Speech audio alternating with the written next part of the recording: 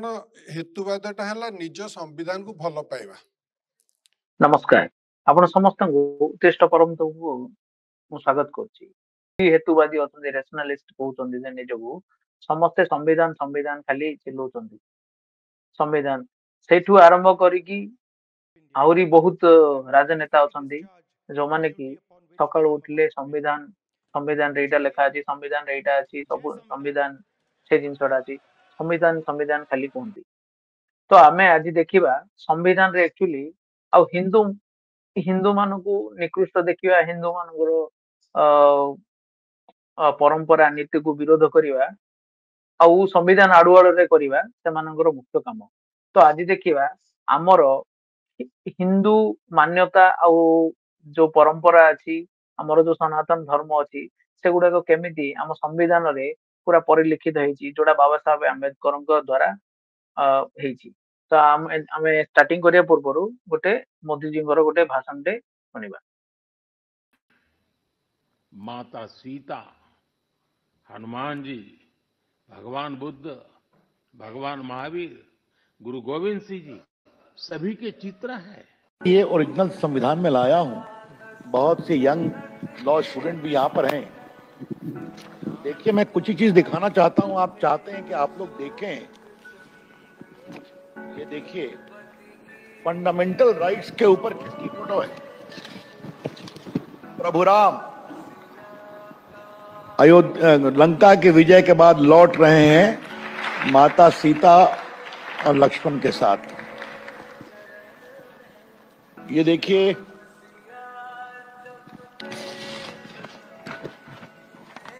मैं आपको दिखाना चाहता हूं, गौतम बुद्ध की चर्चा है, महावीर की चर्चा है, हनुमान जी की भी तस्वीर है इसमें। दिखाते हैं आपको, हनुमान जी को देखिएगा अखिलेश बाबू। हनुमान जी के दर्शन करेंगे। देखिए इसमें, ये देखिए, बोलो कौन है? नटराज। ये देखिए, हाँ? एक मिनट मैं चाहता हूं कि आपको दिखाई दूं लोगों को।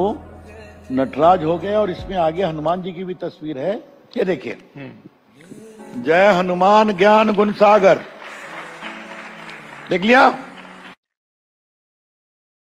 तो आपण देखिले कि हमर संविधान रे ए जो जति की सब चित्र देखैले से गुडू को हमें डिटेल्स रे हमें गोटे पीपीटी द्वारा मो निजे करिजी से गुडा को देखिबा चलो। तो हमर जो संविधान रे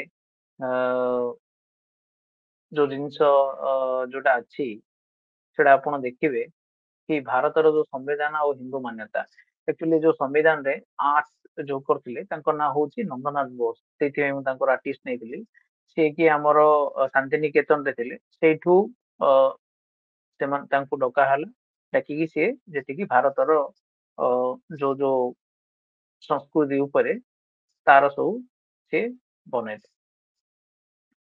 तो फर्स्ट चित्र आपण देखिए ए जो चित्रटा करा जायछि एटा गोटे सिटीजनशिप फ्रॉम द पार्ट 2 रे अछि सिटीजनशिप जोटा कि वैदिक आश्रम गुरुकुल मानकर चित्रण करा जायछि। देखिए आपण यज्ञ होती अछि एठे हमर जने अछन माने मुनि ऋषि अछन्ती एठे भी बसन्ती एठे हिरण अछि गोटे गुरुकुल रो गोटे चित्रण करा जायछि।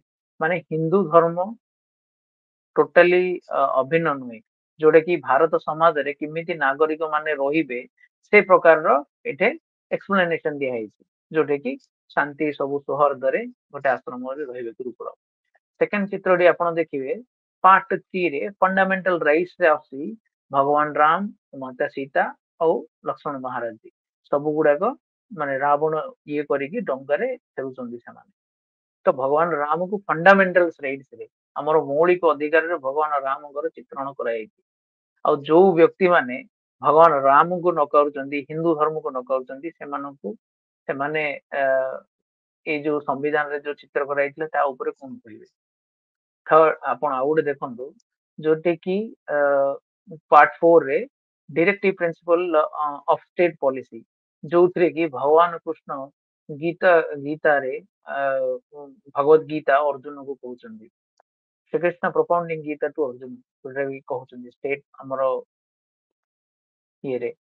ତାପରେ ଏଇଟାରେ ଦେଖନ୍ତୁ ଭଗବାନ ବୁଦ୍ଧଙ୍କର ବି ଚିତ୍ରଣ ଅଛି। ଭଗବାନ ଗୌତମ ବୁଦ୍ଧ ବସନ୍ତି, ଅନ୍ୟ ମୁନି ଋଷିମାନେ ବସନ୍ତି ଦ ୟୁନିୟନ ପାର୍ଟ 5 ରେ। ତ ପାର୍ଟ 6 ରେ ଅଛନ୍ତି states in part Lord Mahavir, ଆମର ମହାବୀର ଯେ ଜୈନ ଥିଲେ ତାଙ୍କର ବି ଚିତ୍ରଣ ଏଠି ଅଛି। ଆପଣ ଏଇଠି ଦେଖିବେ the states in part C of the first scheduled, ମାନେ ଏଠି ଭଗବାନ ହନୁମାନ जी की ଦେଖା ଯାଉଛି ଯିଏ କି ପର୍ବତ ଧରିକି ଆଣୁଥିଲେ, ଲର୍ଡ ହନୁମାନ जी। ଯୋଉମାନେ କି ହନୁମାନ जीଙ୍କୁ ମାନେ କେବେ ବିଶ୍ୱାସ କରୁନାହାନ୍ତି, ସେଇ ଚିତ୍ରଣଟା ଆମର ସମ୍ବିଧାନରେ ଅଛି।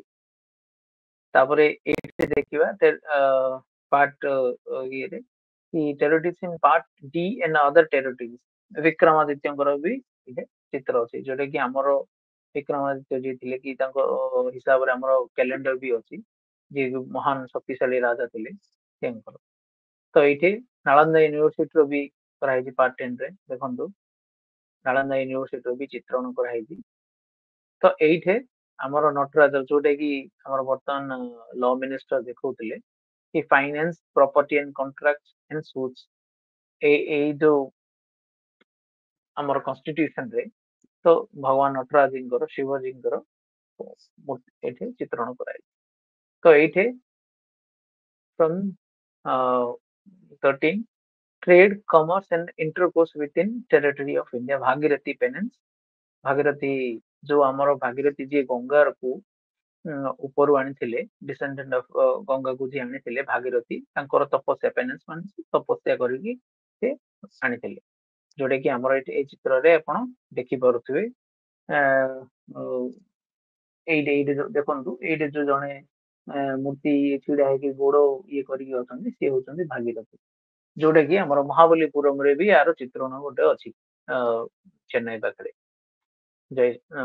ତାପରେ ଏଇଠି ଶିବାଜୀ ମହାରାଜଙ୍କର, ଶିବାଜୀ ମହାରାଜ ଗୁରୁ ଗୋବିନ୍ଦ ସିଂଙ୍କର ବି ଏଇଠି ଆମର ଅଛି ଇଏରେ। ହିନ୍ଦୁ ଧର୍ମକୁ ନକାର କରିକି ସମ୍ବିଧାନରେ ଖାଲି ସମ୍ବିଧାନ ସମ୍ବିଧାନ କହିଲେ ହବନି। ତ ମୋ ବାକ୍ୟକୁ ମୁଁ ଏତିକିରେ ରଖୁଛି। ଲାଇକ୍ ସେୟାର ସବସ୍କ୍ରାଇବ ଆପଣ ସମସ୍ତେ ଭିଡିଓକୁ ସେୟାର କରନ୍ତୁ ସମସ୍ତଙ୍କ ପାଖକୁ। ଜୟ ଶ୍ରୀରାମ, ଜୟ ଜଗନ୍ନାଥ।